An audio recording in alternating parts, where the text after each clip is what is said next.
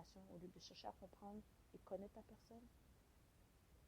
Je me suis toujours dit, quand on arrive dans une phase de critiquer autrui, c'est qu'il y a quelque chose chez nous qui nous tourmente aussi. En psychologie, on le dit, lorsque l'on critique un individu sans connaître l'individu, ça veut dire qu'on est une personne qui a beaucoup de jugement envers soi-même. Donc, quand on dit quelque chose de mal de quelqu'un d'autre, cette personne-là nous rejoint d'une expérience quelconque, d'un sentiment antérieur ou de quelque chose qui est proche de nous, d'une personne, d'une situation, une institution ou quoi que ce soit. Pourquoi je prends le temps de parler comme ça? Parce que renseigner pour régner. Pour pouvoir renseigner, il faut que les personnes soient disposées de comprendre et prêtes à apprendre. Mes panélistes en tant que tels, c'est toutes des personnes qui ont des vécus, toutes des personnes qui ont des parcours. Mais chacun réussit dans leur vie d'une façon ou d'une autre. Quelle est la réussite pour toi? Voici ma question. Pour plusieurs d'entre nous, la réussite, c'est l'argent.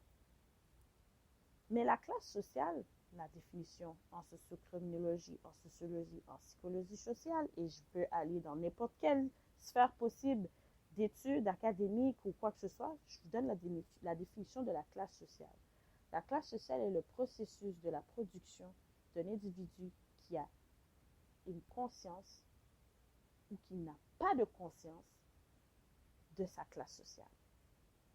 Je m'explique. Quelqu'un qui travaille 70 heures par semaine, OK? Bon, il travaille beaucoup, il dort peu, puis que sa productivité ne l'apporte même pas dans une semaine autant d'argent, mais que dans le long terme, toute l'énergie, tout l'investissement, tout l'effort qu'il a mis, ça lui revient.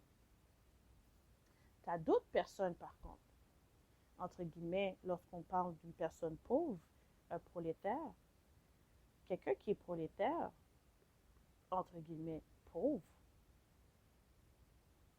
c'est que tous les fruits de son labeur, travail dur, les heures qu'il consacre à un salaire maigre, va toujours enrichir le capital des puissants de ce monde. On dit que pour être riche et faire partie des puissants de ce monde, il faut que tu aies une industrie. Si tu n'as pas une industrie quelconque, qui peut être dans le divertissement, qui peut être dans le médical, pharmaceutique, qui peut être cosmétique, whatever it is, depuis que tu roules une industrie, tu fais partie des puissants de ce monde. Parce que tu vis de ces personnes-là qui roulent ta machine, ton commerce, ta business, dont tu leur donnes un salaire. Et tu as des employés qui vérifient et s'assurent que ces personnes qui sont sous-payées portent fruit dans l'entreprise pour que tu fasses encore plus d'argent. Donc, la machine doit continuer à rouler. Où te situes-tu dans cette situation? Renseigner pour régner. C'est pas pour pointer du doigt qui fait quoi.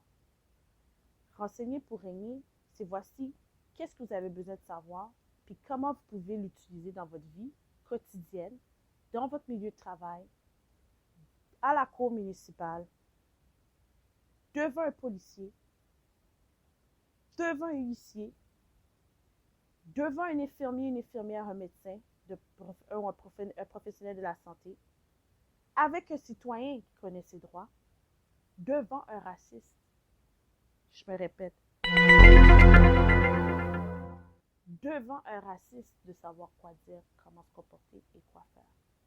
Guys, je prends le temps de faire cet épisode-là et je prends le temps de faire cet événement-là parce que je dis que en étant moi-même victime de beaucoup de situations par ma propre communauté et aussi par des Blancs. On va mettre ça au clair. Je ne veux pas plus blâmer ma communauté, mais il y a des Blancs aussi qui m'ont fait des choses de pas correctes. Puis je pense que tout le monde, en tant que personne racisée ou non, peut dire qu'un être humain de sa propre race ou d'une autre race lui a fait vivre une situation quelconque. En faisant une étude sur la victimiologie, il y a un profil qui attire des individus à vous rendre victime de circonstances, de situations. Pas parce que tu es naïve. On enlève la naïveté de côté pour 2 secondes. Parce que une personne qui veut toujours aider ou être présente dans les sphères de plusieurs personnes, il faut que tu saches à connaître ta position du pourquoi qu'on te convoque pour être présent dans cette sphère de ces personnes-là. Véronique Célestin est la personne qui va pouvoir vous expliquer les royaumes, les énergies, la métaphysique, la spiritualité, ses forces, ses faiblesses, la manière de se contrôler nous-mêmes face au contrôle des autres, la manière de se positionner et de communiquer avec certaines personnes, comment agir face à certaines situations qui se présentent, se manifestent dans notre vie. Véronique Célestin aussi va pouvoir vous parler des liens tissés avec l'âme et les esprits, lors d'une relation, lors d'un échange, d'un baiser. Tout simplement un baiser, il y a une énergie, un toucher, il y a une énergie.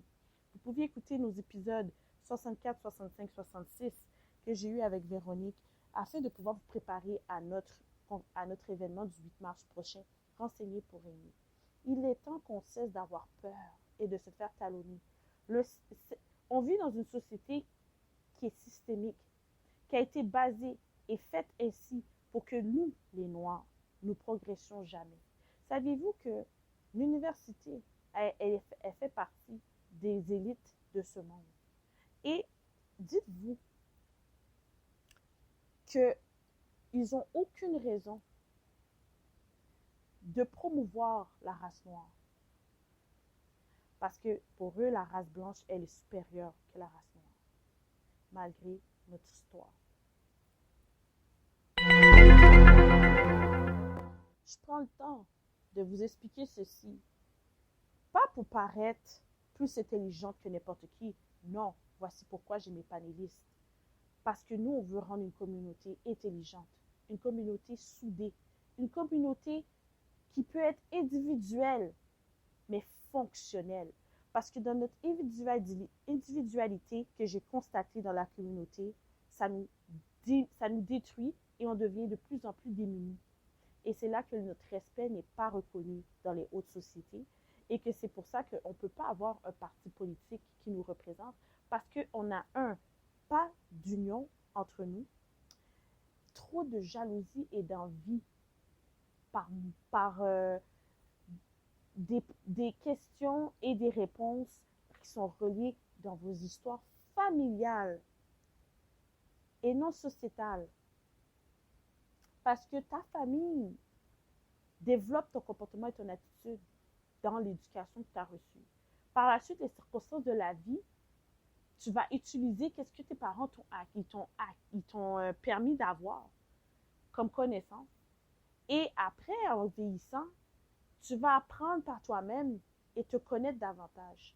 Lorsque tu arrives dans une phase que tu te connais entièrement, corps, âme et esprit, dans le monde visible et invisible, que tu sais qui tu es, de où tu proviens et comment que tu gères tes situations et comment que tu dois aborder certaines personnes et pourquoi tu connais et des gens de certaines croyances viennent vers toi comme chemin. Parce que je vais mettre quelque chose au clair avec vous. Moi, je suis une personne, j'ai pas le temps de juger personne dans leurs croyances parce que chaque personne vit une saison, chaque personne a leur raison. Donc, ceci dit, je les respecte. Parce que moi-même, j'ai été une personne, j'ai suivi des personnes de confiance qui m'ont dit, faut que tu ailles à telle église, faut que tu vas dans telle église, faut que tu suis telle église, faut que tu fais telle affaire, c'est pour toi que tu vas à telle église, si tu vas pas à l'église chaque dimanche, t'es pas bon, t'es pas ça. Après, j'ai fait, time out.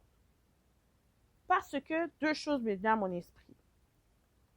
J'ai dit, mais il y a des gens qui vont pas à l'église, qui se marient. Des gens qui vont pas à l'église, qui se marient. Ça fait pas d'eux des maudits plus que d'autres. Il y a des personnes qui ont des enfants sans le mariage, avant le mariage ou après le mariage, ou qui ont eu un enfant après leur divorce. Est-ce que ça veut dire qu'il fallait qu'ils aillent à l'église à chaque dimanche? Puis c'est là que j'ai réfléchi et j'ai dit, mais avoir une relation avec quelqu'un, il faut avoir une relation avec toi-même avant tout. Il faut que tu saches qui tu es. Il faut que tu connaisses qui tes parents aussi. Parce que leur parcours fait partie de ton identité. Et ensuite, ça fait partie de tes choix aussi. Donc, connais tes parents afin de connaître qui tu es. Connais-toi avant, afin que tu sois apte de connaître et prendre le temps de voir qui est devant toi. J'étais allée à un événement dimanche passé, le talk, qui parlait sur le sexe. Bon, moi, je suis arrivée un petit peu à la fin, là. Donc, j'ai pas pu vraiment être là au début. Mais j'ai vraiment aimé l'ensemble des panélistes, le contenu véhiculé par chacun de leurs forces et leur expérience, leur échange et leur partage qui était très, très important.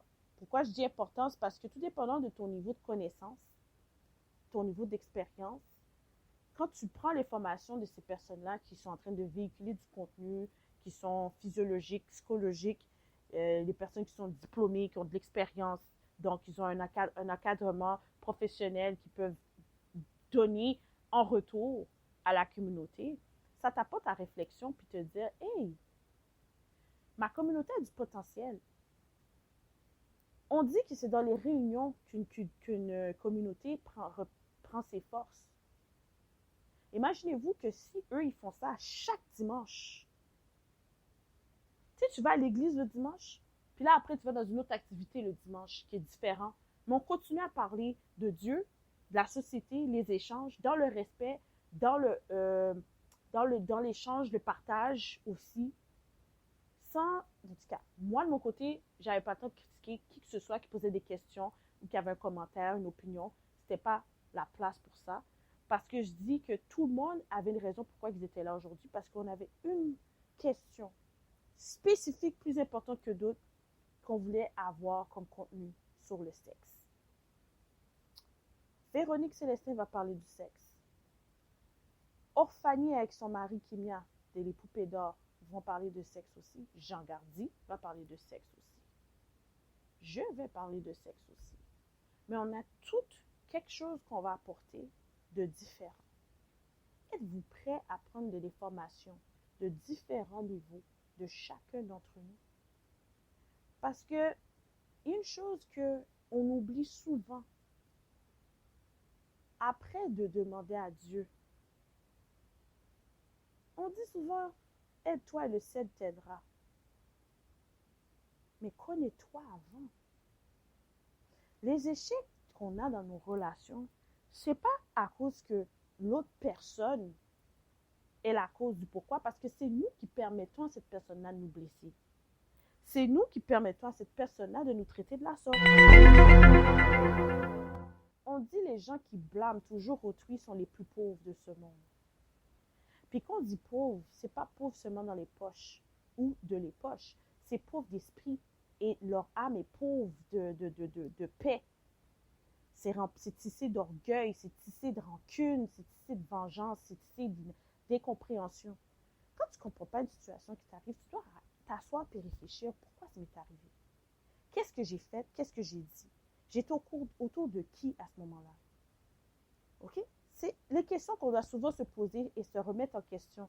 Parce que nous faisons partie de l'équation, OK, de nos échecs ou de nos réussites. Mais dites-vous que chaque échec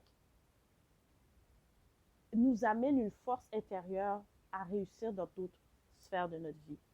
Chaque réussite est un accomplissement de notre pyramide de Maslow pour aller encore plus de l'avant et prendre note des petits échecs, des petites failles, des petites erreurs qu'on a commises. Donc, ceci dit, une chose que j'ai... bon, le sujet que je voulais qu'il parlait le plus, malheureusement, on était tight dans le temps, que je doute bien, probablement on va avoir une deuxième partie, je l'espère, c'était les liens tissés spirituellement. C'est un des plus grands problèmes qu'on a dans la communauté. Puis des fois, on a des liens tissés qui sont spirituels par des esprits générationnels, familiales, qui nous empêchent d'être en couple avec quelqu'un. Parce qu'il y a des esprits qui sont jaloux. Est-ce que vous voyez ça? J'essaie d'aller avec vous. Imaginez-vous que vous avez quelqu'un, une amie, une sœur, une cousine, une tante, un collègue de travail qui serait jaloux de vous. La jalousie